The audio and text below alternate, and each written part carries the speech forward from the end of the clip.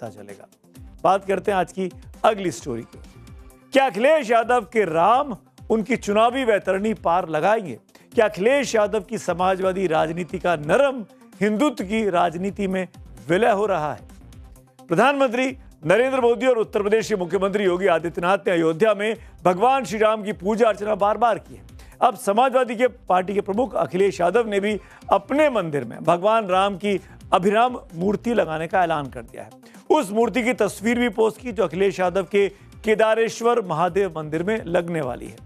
अब इस पर उप मुख्यमंत्री हैं यूपी के केशव प्रसाद मौर्य ने ट्वीट कर चुटकी ली कि भाजपा के भय से पहले मंदिर बनवाना और अब प्रभु श्री रामलला की मूर्ति की लगवाने की चर्चा करना, ये समाजवादी पार्टी की अवसरवादी राजनीति का नया चेहरा है।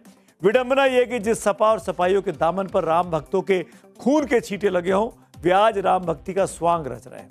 यदि वास्तव में आस्था का सम्मान होता और नियत सही होती तो श्री कृष्ण जन्मभूमि पर बनी ईदगाह को हटाकर भव्य मंदिर निर्माण की बात करते और बाबरी समर्थकों के खिलाफ भी आवाज उठाते। इससे अखिलेश यादव तिलमिला गए। तुरंत एक्स पर पलटवार किया।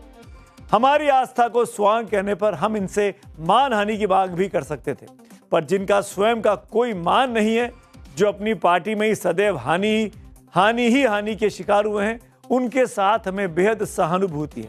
अगर स्टूल भी छीन गया तो कहां जाएंगे? इनकी पार्टी के मुखिया जी बस स्वांग रचकर ही इन्हें हटाकर कुर्सी पर काबिज है और ये आरएसी डीसीएम प्रतीक्षारत रहकर कुर्सी देखकर गुनगुना रहे हैं। हम इंतजार करेंगे फिर। अखिलेश यादव ने इटावा में केदारेश्वर महादेव मंदिर बनवाना शुरू किया तो इस पर सियासी सुर्खियां खूब बढ़ी। टाइम्स नाउ के एक कार्यक्रम में मुख्यमंत्री योगी आदित्यनाथ ने अखिलेश के इस मंदिर निर्माण पर भी चुटकी ली थी। शुद्ध नियत से बनाते हैं तो अवश्य जाता है, लेकिन नियत साफ नहीं है। लेकिन मैं उनको बधाई दूंगा, देर आए दुरुस्त आए। आखिर उन्होंने मंदिर बनाया ना, लेकिन मैं उनको इस बात के लिए ऑफर दूंगा, श्री कृष्ण जन्मभूमि के लिए भी कुछ आगे की तैयारी के लिए आगे बढ़े। अब उसी केदारेश्वर मंदिर में जब अखिलेश ने भगवान राम की मूर्ति लगाने का ऐलान किया तो यूपी की सियासत में भूचाल मच गया है। इसमें सबसे ज्यादा भूचाल तब आया जब मुलायम सिंह यादव के मुख्यमंत्री रहते 30 अक्टूबर 1990 को अयोध्या में कार सेवकों पर गोलियां चलाई गई थी। उसमें 16 लोगों की मौत हो गई थी, जबकि बहुत सारे लोग घायल हुए थे। लेकिन उस घटना के बाद राजनीति बदल गई। मुलायम सिंह यादव और बीजेपी दोनों ही उत्तर प्रदेश की राजनीति के स्थायी प्लेयर बन गए। 1990 के बाद उत्तर प्रदेश में मुलायम सिंह यादव को मुसलमानों का वोट एकमुश्त जाने लगा।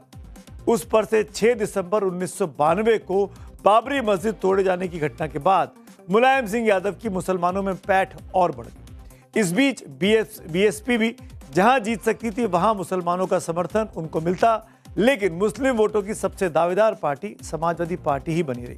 कांग्रेस तो बिल्कुल दूर तलक चली गई।